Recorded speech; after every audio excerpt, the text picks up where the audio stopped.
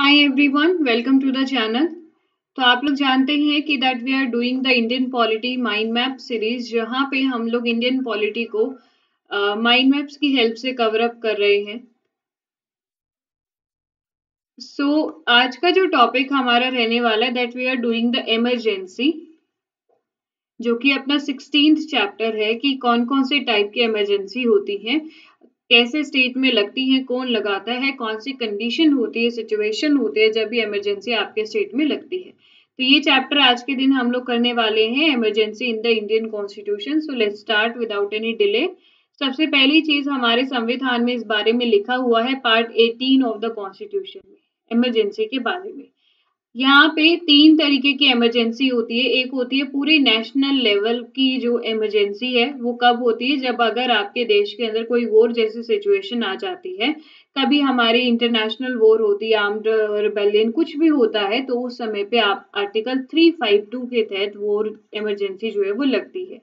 Constitutional emergency in state, इसका मतलब क्या होता है कि अगर किसी भी राज्य के अंदर संविधान को अच्छे तरीके से फॉलो नहीं किया जा रहा है और संविधान को वायलेट किया जा रहा है, तो उस समय पे राज्य के अंदर आप लोग कॉन्स्टिट्यूशनल इमरजेंसी लगा सकते हो। जैसे जैसे आप आगे ये स्टेट लेजिस्लेचर पढ़ोगे तो डिटेल पता चल जाएगी कब कैसे क्या होता है, बट अभी के लिए सिर्फ इतना पढ़ लीजिए कि इसे कॉन्स्टिट्यूशनल इमरजेंसी इन स्टेट बोलते हैं। इसे एक और नाम से पुकारते हैं, that is a president rule.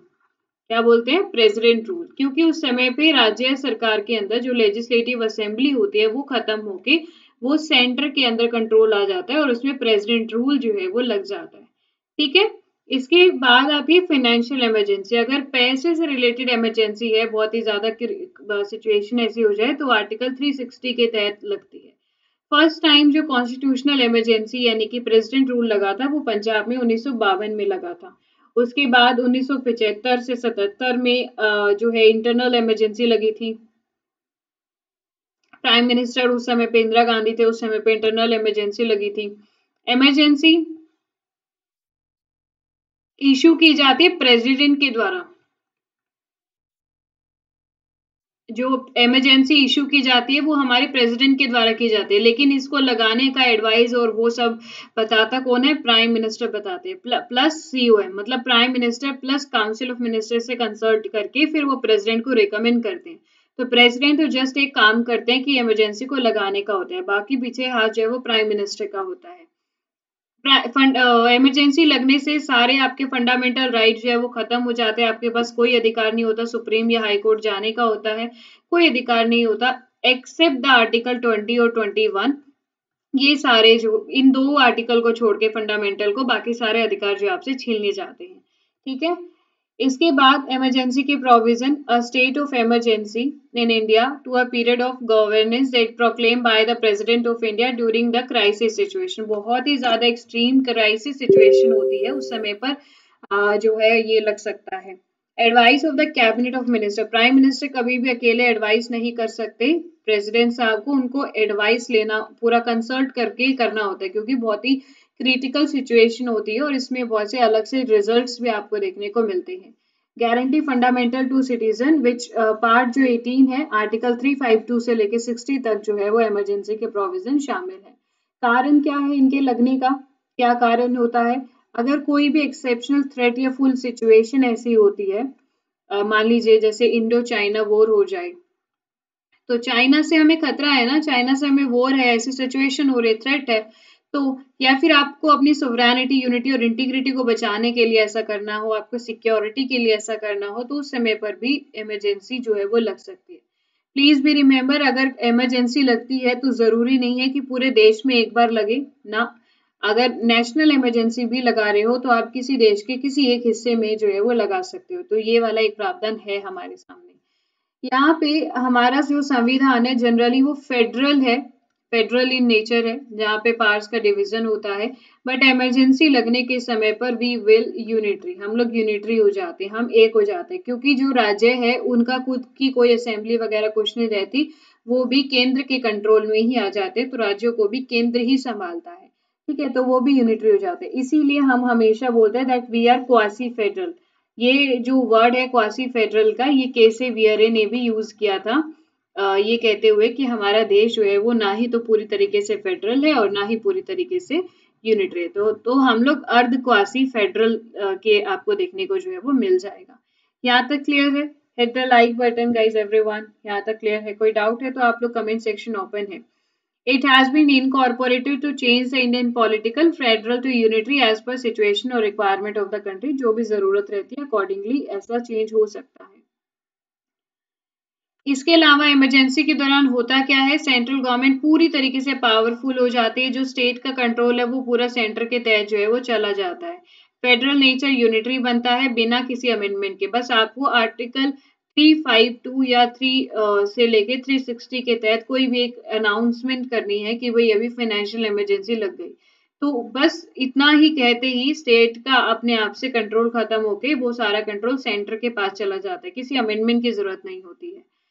ठीक है, चलो ये हमारे संविधान का एक यूनिक फीचर देखने को मिलता है। अब हमारे पास तीन तरीके की इमरजेंसी, जैसे मैंने आपको पहले बताया, एक होती है वॉर के समय पे या एक्सटर्नल एग्रेशन या आर्म रिबेलियन। तीन तरीके की आपको आर्टिकल 352 में देखने को मिल जाती है। सेकंड, कॉन्स्टिट्यूशनल या प्रेसिडेंट रूल या स्टेट इमरजेंसी। कॉन्स्टिट्यूशन कई नामों से इसको जो है वो जानते हैं। ठीक है, एंड एक ये भी याद रखना, the constitution does not use this word emergency for this situation. इस सिचुएशन के केस में संविधान ने इमरजेंसी का इस्तेमाल नहीं किया। फाइनेंशियल, जब आपके देश के अंदर क्रेडिट वाला प्रॉब्लम आ जाए तब ऐसा जो है वो हो जाता है। इमरजेंसी प्रोविजंस यहाँ पे आप देखेंगे। हाँ देखो, फाइनेंशियल इमरजेंसी लगने के कौन से ग्राउंड होते हैं, तो फटाफट से मैं इसको जूम कर देती हूँ। देखो, फाइनेंशियल इमरजेंसी के ग्राउंड कौन से, अगर फाइनेंस स्टेबल नहीं है, पैसा नहीं है देश में, तो जैसे कि 1990 में ये सिचुएशन अराइज हो गई थी। 38th amendment act, 44th amendment act के तहत जुडिशियल रिव्यू लेने की भी बात जो है वो की गई है इसके अंदर, कि भाई किस मुद्दे से आपने फाइनेंशियल इमरजेंसी लगाई, इस पर जुडिशियल रिव्यू हो सकता है। इसका अप्रूवल आपको दोनों हाउस से लेना होता है। प्रेसिडेंट प्रोक्लेम करते हैं, फिर आपको दोनों हाउसेस का अप्रूवल लेना होता है, विद इन द 2 मंथ लेना होगा। एक बार में आप इसको एक्सटेंशन जो है वो 6 महीने के लिए कर सकते हो और सिंपल मेजोरिटी से इसका अप्रूवल जो है वो आपको मिल जाएगा। इफेक्ट क्या होगा कि एग्जीक्यूटिव अथॉरिटी और सेंटर जो है वो एक्सटेंड कर जाएंगे। मान लीजिए 2020 में जून में इमरजेंसी लगी, ठीक है, तो आप और उस समय पर ही लोकसभा का कार्यकाल खत्म होना था जून के अंदर ही, तो अब उनका 6 महीने कार्यकाल बढ़ जाएगा, मतलब नई इलेक्शंस नहीं होते हैं उस समय पर, सिचुएशन नॉर्मल नहीं है ना, तो जून में ही जो है 6 महीने का और एक्सटेंशन जो है वो लोकसभा को दे दिया जाएगा। Reservation of money financial bill जो उनको रिजर्व कर दिया जाएगा प्रेसिडेंट के लिए। सैलरी अलाउंस वगैरह भी कट हो सकती है, उस पर भी कोई मना नहीं कर सकता या कोई सवाल नहीं उठा सकता कि क्यों ऐसा किया आप लोगों ने। Got my point? National emergency का ग्राउंड एक्सटर्नल या इंटरनल, बाह्य या आंतरिक हो सकता है। अप्रूवल प्रेसिडेंट चाहिएगा। अब दोनों हाउस का एक ही महीने के अंदर 6 महीने का एक्सटेंशन, स्पेशल मेजोरिटी के केस में ही नेशनल इमरजेंसी जो है वो लगाएंगे। मैंने आपको पहले भी बोला है कि आप चाहे तो पूरे देश में लगाएं, चाहे तो किसी कोने में लगाएं, ऐसा भी हो सकता है। इफेक्ट क्या होगा? Centre executive direction to state any matter. ठीक है, नॉर्मली क्या होता है, हमारे पास तीन लिस्ट है, यूनियन, स्टेट और कंकरेंट, राइट। तो उसमें क्या होता है कि अगर यूनियन जो है वो केंद्र अपने काम करेगा अपने लिस्ट के टॉपिक्स पे, स्टेट अपने उस पे करेगा, इनमें जो है वो मिलके दोनों करेंगे। But in the case of emergency, किसी भी मामले पर यूनियन स्टेट में इंटरफेयर करेगा, स्टेट के टॉपिक पे कानून बनाएगा, डिसीजन लेगा। फाइन। यहाँ पे कब होता है, या तो स्टेट, दो या दो से ज्यादा स्टेट रिक्वेस्ट करे यूनियन को कि भाई इस पे तुम ही बनाओ, या फिर स्टेट के अंदर प्रेसिडेंशियल इमरजेंसी लगी हो, या फिर कुछ और ऐसा मुद्दा हो बड़े इम्पोर्टेंट, तो ही ऐसा जो है वो होता है। बट इन इमरजेंसी केसेस अपने आप ही यूनियन जो है वो बना लेता है। प्रेसिडेंट ऑर्डिनेंस स्टेट लिस्ट पे भी बना सकते हैं, प्रेसिडेंट मॉडिफाई कर सकते हैं, रेवेन्यू वगैरह फंडामेंटल जो राइट है वो सारे सस्पेंड हो जाते हैं एक्सेप्ट द 2021। प्रेसिडेंट सस्पेंड कर सकते हैं right to move to court, 44th amendment act भी इसमें शामिल होते हैं। नेक्स्ट हम बात करते हैं प्रेसिडेंट रूल की। इसका ग्राउंड होता है कि अगर राज्य के अंदर आपके संविधान मशीनरी अच्छे से नहीं चल रही, उसका हनन हो रहा है, तो ठीक है, और अगर सेंटर की बातें नहीं मानी जा रही हो बाय द स्टेट, तो भी ऐसा होता है। अप्रूवल 2 महीने, 6 महीने extension, simple majority, function if of state pars और गवर्नर इफेक्ट करेंगी, स्टेट लेजिस्लेटिव और पार्लियामेंट के रिलेशंस ठीक नहीं, और ऐसा सब कुछ जो है वो हो जाएगा। ठीक है, तो एक कुछ इंपॉर्टेंट लाइंस, आर्टिकल 352 प्रोवाइड करता है प्रेसिडेंट एक रिटर्न, ये चीज हमेशा याद रखना, प्रेसिडेंट को ये रिटर्न में मिलना चाहिए prime minister plus council of minister से, रिटर्न में टू द प्रेसिडेंट, तभी जाके वो ऐसा करेंगे। ठीक है, it is satisfy grave emergency situation होनी चाहिए जहां हमारे देश की सिक्योरिटी को खतरा हो, तो ऐसा जो है वो हो जाता है किसी पूरे इंडिया में या पार्ट ऑफ इंडिया में। वॉर, एक्सटर्नल आर्म, ये 3 कंडीशन है, ऐसा हो सकता है, डिटेल आप थोड़ा सा पढ़ भी लीजिएगा। 352 में अप्रूवल बाय ईच हाउस चाहिए होता है, स्पेशल मेजोरिटी से चाहिए होता है, क्योंकि ये जो है मुद्दा बहुत बड़ा है, तो स्पेशल मेजोरिटी से चाहिए होते हैं। सारे सस्पेंड हो जाएंगे, जो आर्टिकल 19 में 6 राइट दे गए हैं वो भी सस्पेंड आपके ऑटोमेटिकली हो जाएंगे। Right to life and personal liberty नहीं होते, इसका मतलब आर्टिकल 20 और 21 ये 2 अधिकार नहीं होते, बाकी सारे हो जाएंगे। 356 की अगर हम लोग बात करें तो ये ये आपकी कॉन्स्टिट्यूशनल इमरजेंसी होती है, which provided governor of a province was satisfied, अगर गवर्नर किसी भी राज्य के ये लगता है कि जो सीएम है या फिर सीओएम है वो सही से काम नहीं कर रहे हैं राज्य में, वायलेट कर रहे हैं संविधान को, तो ये बात जो है गवर्नर साहब जाके सेंटर में बता सकते हैं, और फिर अगर सेंटर को ये बात ठीक लगती है तो सेंटर उस जगह पे प्रेसिडेंट रूल जो है वो अप्लाई कर सकता है। ठीक है, वैसे भी जो गवर्नर होते हैं वो लिंक होते हैं between the centre and the state government. He could assume himself all of any of the power of government, discharge those function discretion. Not it, ठीक है, जो हाईकोर्ट की पावर है वो तो खैर अलग होती है, उनको नहीं एनक्रोच करेगा ये, बाकी जो दूसरी पावर्स होती हैं वो गवर्नर के पास रहेंगी।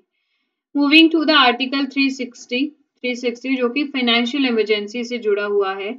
यहाँ पे जो ग्राउंड है फाइनेंशियल इमरजेंसी का, वो होता है कि जब एक सिचुएशन ऐसी अराइज हो जाए कि फाइनेंस स्टेबल ना हो।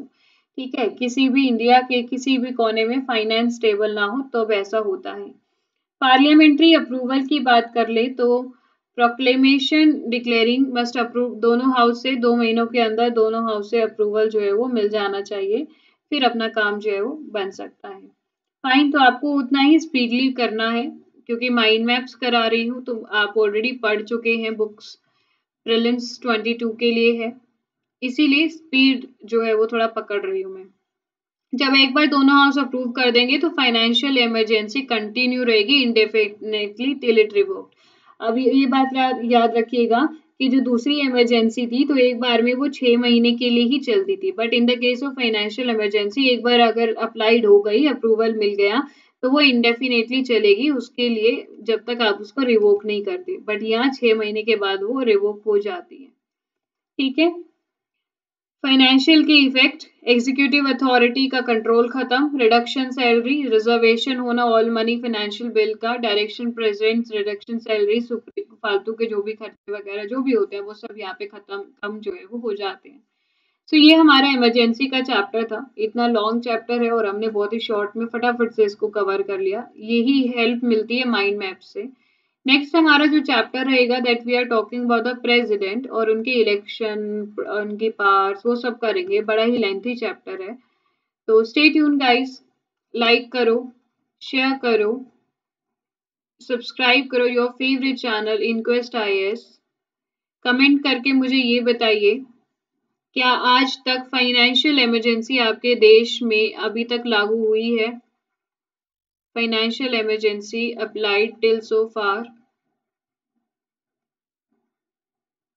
तो मुझे आपको ये चीज बताना है, और आप सपोर्ट करेंगे तो और भी अच्छी जो क्लासेस हैं वो आप लोगों के लिए अपलोड समय पर हो जाएंगे।